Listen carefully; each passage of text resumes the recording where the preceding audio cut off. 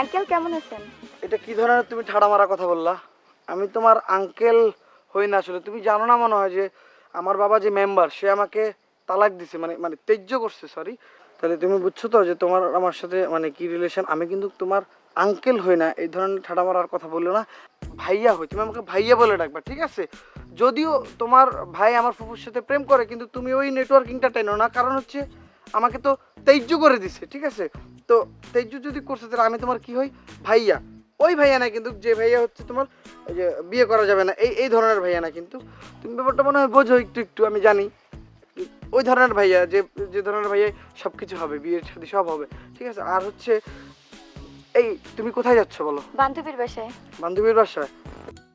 এই যে শুনছো? দাঁড়াও, আরে শোনো, কথা আছে। কি হয়েছে? ঘরে যে চাল নাই, বাজার নাই, তোমার কি সেই খেয়াল আছে? চাল নাই তো আমি কি করব? এক কাজ করো, পাতিলের মধ্যে পানি গরম দাও আর খালি ঘুরতে থাকো, বুঝছো? এই এত হাসো কেন?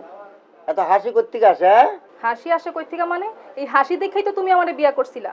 এই কথা কি ভুলে গেছো? এই একটা খবর শুনছো? মনে হচ্ছে এফএম রেডিওতে চাকরি নিছো। আরে শোনো না, আমাগো গ্রামে নাকি মাটি নিচ্ছে টাকার মেশিন আছে। এই কথাটা কি তুমি শুনছো? শোনো, 10 গ্রামের মানুষের কাছে আমি বুদ্ধি বেঁচে খাই, বুঝছো? আর তুমি আইছো আমার পুরান খবর দিতে। এই খবর কি আমার অজানা আছে? যাও এবার ভিতরে যাও। আর শোনো, আশেপাশে কোনো লোক ঘুর ঘুর করে কিনা, বুঝছো? খালি হাই শোনা কথা চিন্তা কর।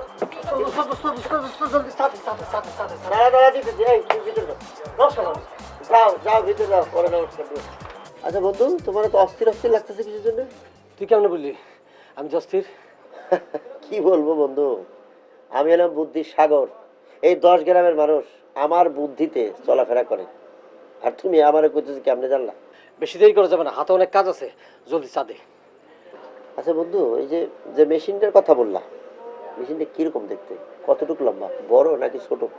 এই 4-5 হাত তো হইবই। আচ্ছা নুনি দোস্ত, তোমার কাছে কি ভালো ইঞ্জিনিয়ার আছে নাকি? চিন্তা করছি এই যে আমার যে বাড়িটা আছে, আমার বাবার বাড়ি, পৈতৃক বাড়ি, ওটা ভাঙ্গা ছিল, বিল্ডিং বানাবো 4 তলা। বন্ধু, তুমি আমার ছোট করে দেখলে না? আমার বুদ্ধিতে দেশ চলে। আমি বুদ্ধি দিলে মানুষ আগে উঠে যায়। আর তুমি এত কিছু দেখে তুমি আমার চিনলে না? আমার বুদ্ধির তুমি দেখো, একটা ভ্যারাইটিস সব দিছি, কি না আছে এই দোকানে দেখো, সব আছে। বুঝছো? আরে আমি তো জানি, অসুবিধা কি? হন, আমি আমার জায়গা, আমার টাইম নাই, পরে তোর কথা কম নাই। আরে চা খায় না? আর তোর চা পরে খামু, চা খাওয়ার লেগে আসলে কিছু কথা বলছিস। আরে এই অস্থির গুলা বানিয়েছে রে। আমার বুদ্ধি শুনলে তোমার ভালো হয়েছে, বুঝছো?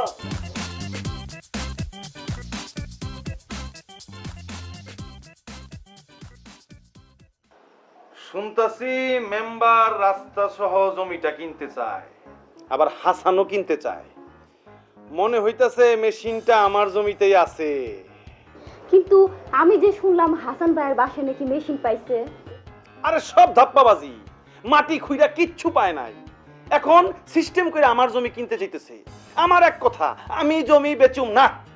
আচ্ছা, কত মেশিনটার দাম হইতে পারে? কত? 400-500 টাকা হবে না? আরে ফকিন্নির ঘরের ফকিন্নি, আমি এই মেশিন দিয়া লাখ লাখ কোটি কোটি টাকা কামামু, আর তুই কস এই মেশিনের দাম 400-500 টাকা? হ্যাঁ, এটা কি কস? এ বাবার বাড়ি যাচ্ছে রে। বাবার, ননিদা ভিতরে আসেন। আসো ভিতরে না? বসেন বসেন বসেন বসেন। আরে বসবো কি, আগে বুদ্ধির টাকা দাও। বুদ্ধি আমি বাকি বেশি না। আর সেদিন এই বুদ্ধির টাকা নিয়ে জমিনের মায়ের সাথে কত কাছাকাছি ছিল। দাও। জি রাখেন। মাত্র 20 টাকা দিলা। আচ্ছা ঠিক আছে, 20 টাকার বুদ্ধি পাইবা। ননিদা, এলাকার কি অবস্থা শুনছেন কিছু? শোনো, একটা কথা বলি, জমি জমা রাস্তাঘাট এসব পাহারা দিয়ে রাখবা, বেচবা না, বুঝছো? ঠিক আছে, আমি যাই। এই পর্যন্তই? আরে মোর জ্বালা, তুমি আমার দিলা 20 টাকা, অলরেডি 25 টাকার বুদ্ধি তোমারে দিয়ে দিছি। 5 টাকা বাকি থাকলো, পরে দিও। যাই। আচ্ছা, ননিদা কি কয়ে গেল এটা?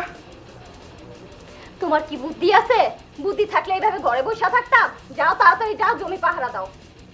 ঠিক কথা কইছো। তুমি বাড়িতে থাকো, তুমি বাড়ি পাহারা দাও, আমি জমি পাহারা দিতেছি। কে কখন জমি দখল করে ফেলায় কোনো কিছু ঠিক নাই।